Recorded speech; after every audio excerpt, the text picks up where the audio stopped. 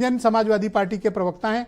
दीपक जी, मैं आपसे जानना चाहता हूं, भाई आज उत्तर प्रदेश की असेंबली में आपकी पार्टी के विधायकों ने इतना बवाल क्या किया? ऐसा क्या हो गया था कि आपने उत्तेजना में 2 दिन सदन नहीं चलने दी? आपके विधायकों को टांग कर बाहर करना पड़ा स्पीकर को? ऐसी स्थिति क्यों उत्पन्न हो रही है? आप लोगों पे क्या बर्दाश्त करने की क्षमता खत्म हो गई है? देखिए विजय जी, मैं दिल्ली से लखनऊ आऊंगा क्योंकि बात आपने अभी कही कि वहाँ पे पार्लियामेंट सेशन भी चल रहा है। भारतीय जनता पार्टी के डीएनए में है कि बाबा साहब के द्वारा लिखे संविधान से छेड़छाड़ करना, बाबा साहब को निरंतर अपमानित करना। देश के होम मिनिस्टर, देश के गृह मंत्री किस तरीके से कह रहे हैं कि अंबेडकर अंबेडकर अंबेडकर अंबेडकर अंबेडकर एक फैशन हो गया। अंबेडकर फैशन है, अंबेडकर एक ब्रांड है।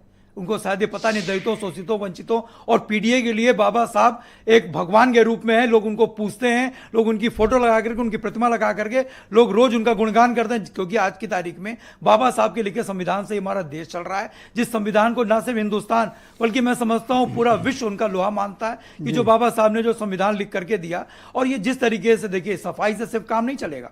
ये अपनी खिसियाट मिटा करके जो इन्होंने सफाई दी, और देश की जनता जो है इनसे इस्तीफा मांगती है। आज बाबा साहब का आप अपमान कर रहे हो, आप निरंतर अपमान करते चले आ रहे हो। अमित शाह ने कल प्रेस कॉन्फ्रेंस की और अपना स्पष्टीकरण भी दिया। उसे सफाई से कोई काम नहीं। उनसे क्या चाहते? हम चाहते हैं कि इस्तीफा दें। अगर बाबा साहब के अनुयायियों को छेड़ेंगे, बाबा साहब के का अपमानित करें, भाई ये कौन फैशन? बाबा साहब का नाम लेना फैशन नहीं है, अरे ब्रांड है बाबा साहब। ठीक है, ये तो बात दिल्ली की हुई।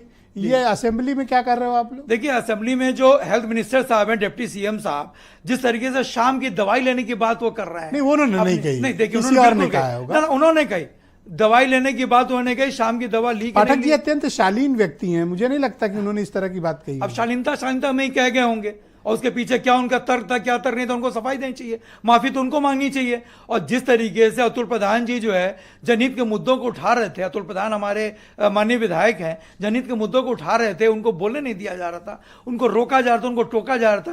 भाई देखिए, मैं स्पीकर महोदय को मैं नहीं कुछ कहना चाहता, बहुत सर्वोच्च सम्मानित पद पे बैठे हुए हैं वो, लेकिन जिस तरीके से मार्शल ने उनको उठा करके बाहर फेंकने का काम किया एक विधायक को। अच्छा, ये हर बार सत्र में होता? मैं देखता हूं अतुल प्रधान या तो निष्कासित होते हैं या सस्पेंड होते हैं 1 दिन 2 दिन के लिए।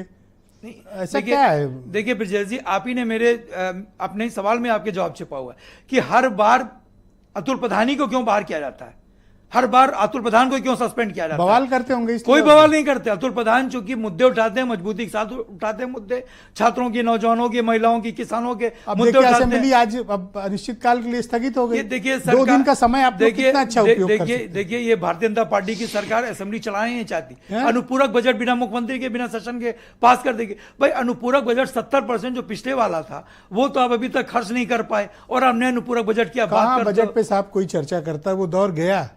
भाई आनंद, आप कहाँ कोई चर्चा हम तो तारीफ करते थे कि भाई आप चर्चा बहुत अच्छा कर रहे हैं। चर्चा तो देखिए, दुख हुआ मुझे इस बार। नहीं, चर्चा तो इस बात दोनों पक्षों से मैं निराश हूं। जो अनुपूरक बजट था उसको आपने पूरा खर्च क्या नहीं किया। 70 मोर देन 70% अनुपूरक बजट अभी तक थैंक यू दीपक जी, बहुत शुक्रिया आपका। मैं रोहित अग्रवाल को इन्वाइट करता हूँ, राष्ट्रीय लोकदल के